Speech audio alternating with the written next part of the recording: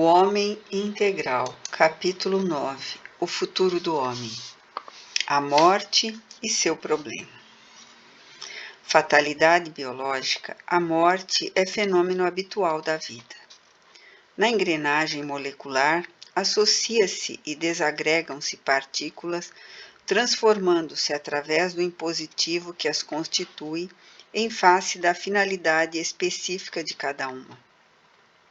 Por efeito, o mesmo ocorre com o corpo, no que resulta o fenômeno conhecido como morte. Desinformado quanto aos mecanismos da forma e da funcionalidade orgânica, desestruturado psicologicamente, o homem teme a morte em razão do atavismo representativo do fim da vida, da consubção do ser. Em variadas culturas primitivas e contemporâneas, para fugir-se à realidade desta inevitável ocorrência, foram criados cerimoniais e cultos religiosos que pretendem diminuir o infausto acontecimento, escamoteando-o ao tempo em que se adorna o morto de esperança para a sobrevivência. Em muitas sociedades do passado, era comum colocar-se entre os dentes dos falecidos uma moeda de ouro para recompensar o barqueiro encarregado de conduzi-lo à outra margem do rio da vida.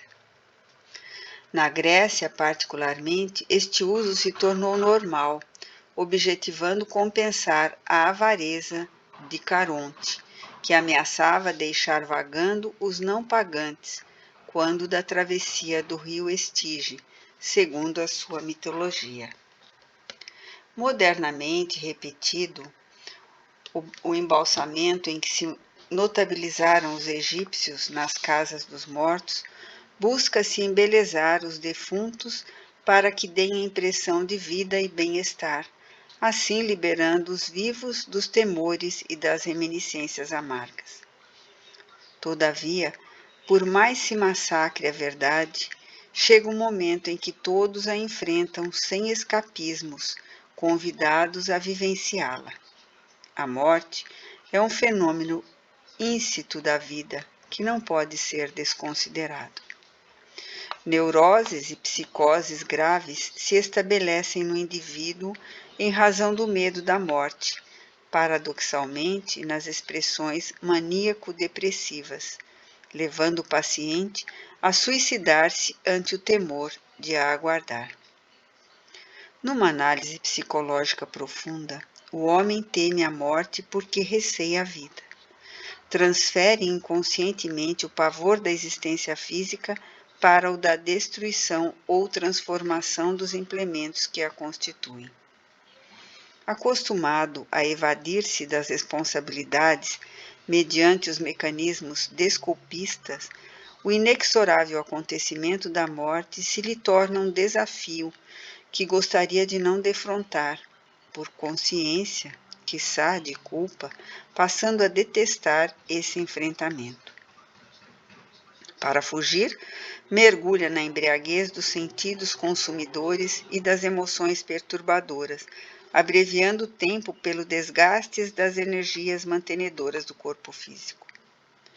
O homem, acreditando-se previdente e ambicioso, aplica o tempo na preparação do futuro e na preservação do presente. Entretanto, poderia e deveria investir parte dele na reflexão do fenômeno da morte, de modo a considerá-lo natural e aguardá-lo com tranquila disposição emocional, nem o desejando ou sequer evitando driblá-lo. A educação que se lhe ministra desde cedo, em face do mesmo atavismo apavorante da morte, é centrada no prazer, nas delícias do ego, nas vantagens que pode retirar do corpo sem a correspondente análise da temporalidade e fragilidade de que se reveste. Graças a essa inadvertência, espocam-lhe os conflitos, as fobias, a insegurança. Um momento diário de análise em torno da vida física predispõe a criatura a projetar o pensamento para mais além do portal de cinza e de lama em que se deteriora a organização somática. Tudo no mundo físico é impermanente e tal impermanência pode ser vista sob duas formas: a exterior, ou grosseira, e a interior, ou sutil. Nada é sempre igual, embora a aparência que preserva nos períodos de tempos diferentes. Por isso mesmo, tudo se encontra em incessante alteração no campo das micropartículas até o instante em que a forma se modifica. Fase sutil da impermanência. Um objeto que se arrebenta e um corpo, vegetal, animal ou humano, que morre, passa pela fase de transição exterior grosseira para uma outra estrutura, experimentando a morte. A morte, todavia, não elimina o contínuo da consciência após a disjunção cadavérica. Se desde cedo cria-se o hábito da meditação a respeito da consciência sobrevivente, independente do corpo, a morte perde o seu efeito tabu de aniquiladora, odienta, destruidora do ideal, do ser, da vida. O tradicional enigma do que acontece após a morte deve ser de interesse relevante para o homem que, meditando, encontra o caminho para decifrá-lo. Deixar-se arrastar pelo pavor ou não lhe dar qualquer importância constituem comportamentos alienantes. A curiosidade pelo desconhecido, a tendência de investigar os fenômenos novos são atrações para a mente perquiridora, que encontra recursos hábeis para os cometimentos. A intuição da vida, o instinto de preservação da existência, as experiências psíquicas do passado e parapsicológicas do presente atestam que a morte é um veículo de transferência do ser energético pensante de uma fase ou estágio vibratório para outro, sem expressiva alteração estrutural da sua psicologia. Assim, morre-se como se vive, com os mesmos conteúdos psicológicos que são os alicerces. Inconsciência, do eu racional, consciência. Nesta panorâmica da vida, no corpo e da morte do corpo, ressalta-se um fator decisivo no comportamento humano: o apego à matéria, com as consequentes emoções perturbadoras e extratos do comportamento contaminados, jacentes na personalidade. Sob um ponto de vista, a manifestação do instinto de conservação é valiosa, por limitar os três varios do homem que, diante de qualquer vicissitude, apelaria para o suicídio, qual acontece com certos psicopatas. De certo modo, frenado inconscientemente, enfrenta os problemas e supera-os com a ação eficiente do seu esforço dirigido corretamente.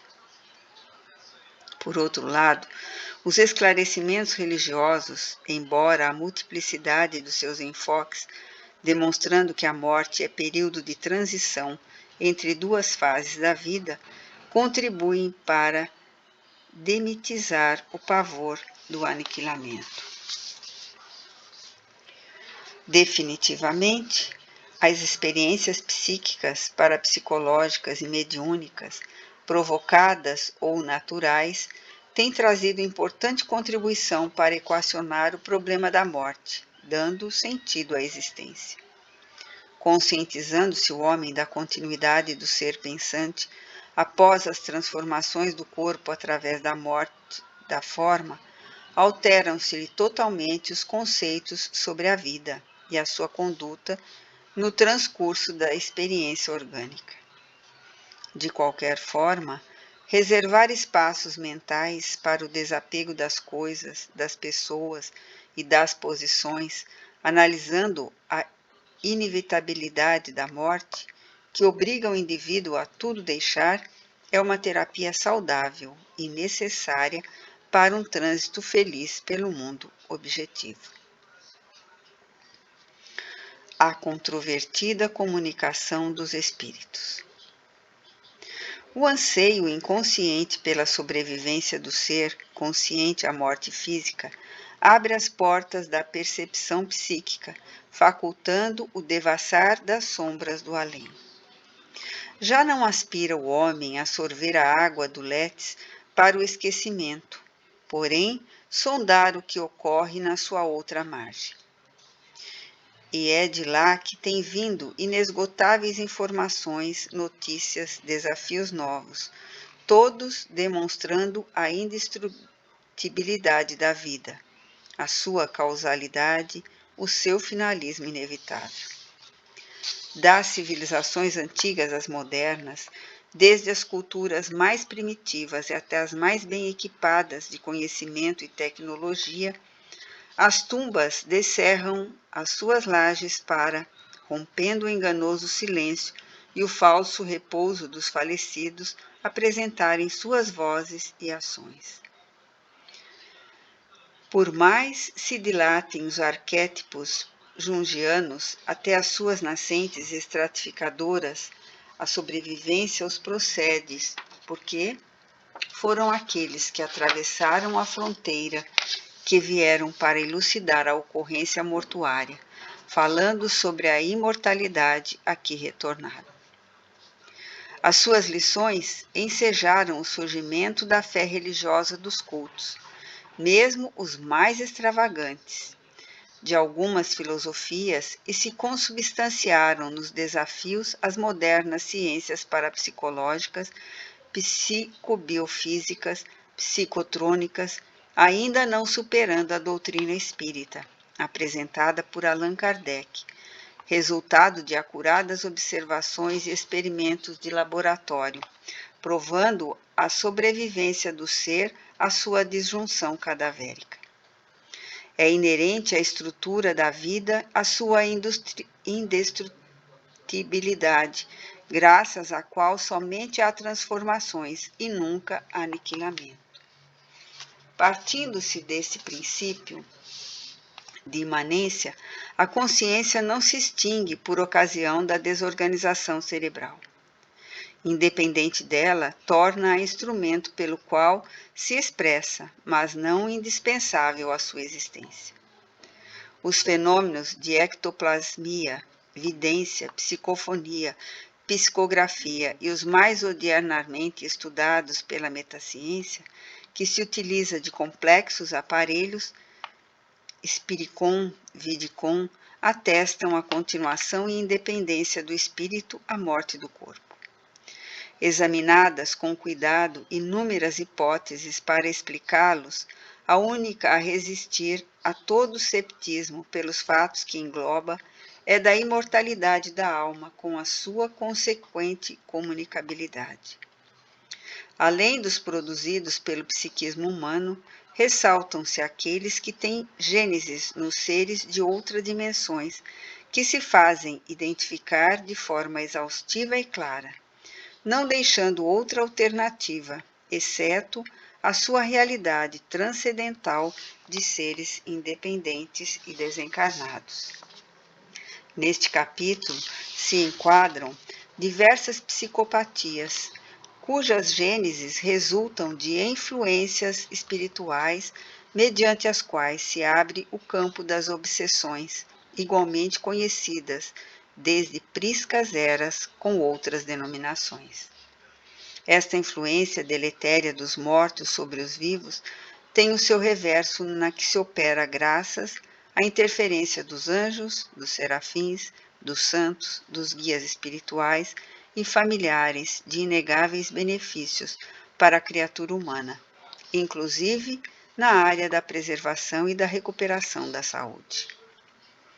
Cunhou-se com efeito imediato o brocardo que assevera que os mortos conduzem os vivos, tal a ingerência que têm aqueles no comportamento destes. Eliminando-se, porém, o exagero, o intercâmbio psíquico e físico se dá com mais frequência entre eles do que supõem os desinformados. E isto constitui bela página do livro da vida, facultando ao ser pensante a compreensão e certeza da sua eternidade, bem como ensejando atender às excelentes possibilidades de crescimento desalienante e a perspectiva de plenitude, fora das conturbações e dos desajustes que ocorrem no processo de seu amadurecimento psicológico e de seu autodescobrimento. A transitoriedade assume a sua preponderância apenas enquanto vige a existência corporal, de grande significação para estruturar a sobrevivência feliz, delineando as atividades futuras a ressurgirem como culpa, castigo, tranquilidade e prêmio, que governam e estatuem os destinos humanos. A consciência, não se aniquilando através da morte, aprimora-se mediante experiências extrafísicas, que lhe dilatam o campo de aquisição de recursos capazes de elucidar os enigmas da genialidade e da demência, da lucidez e da idiotia congênitos. Este interrelacionamento entre o homem e os espíritos desenvolve-lhe os sentidos extrafísicos, proporcionando-lhe um desdobramento paranormal, no qual a mediunidade lhe propicia uma vivência real nas duas esferas vibratórias onde a vida se apresenta. Portador dessa percepção, embora habitualmente embotada, agiganta-se-lhe a área de sensibilidade psíquica ao educá-la, como se lhe entorpece e turba outros campos mentais, se a desconsidera ou se não dá conta de sua existência. O complexo homem é de natureza transcendental, corporificando-se na forma física e dissociando-se através da morte, sem surgir de um para outro momento ao acaso ou desintegrar-se sob o capricho de uma fatalidade nefasta, destruidora. A psicologia profunda vai às raízes deste ser, resgatando-o do lodo da terra e erguendo-o da lama do sepulcro, para conceder-lhe a dignidade que merece no concerto universal como parte integrante do mesmo. A única forma de demonstrar e confirmar a imortalidade da alma é mediante a sua comunicabilidade, o que oferece consolações e esperanças inimagináveis.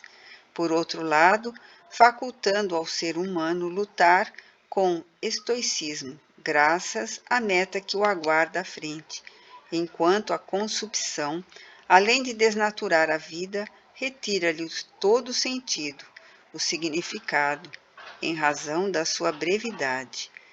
Isto sem nos referirmos aos desenlaces precoces nos natimortos. A vida vem aplicando milhões de anos no seu aperfeiçoamento e complexidades, não se podendo evolar ao capricho da desoxigenação cerebral. Com esta certeza, esmaece o pavor da morte, desarticula-se a neurose disto, advinda, abrindo um leque de perspectivas positivas para o bem-estar durante a existência física. Prelúdio da espiritual, para onde se ruma inexoravelmente. Os planos agora já não se limitam nas balizas próximas impeditivas, antes se dilatam encorajadores no prosseguimento da evolução.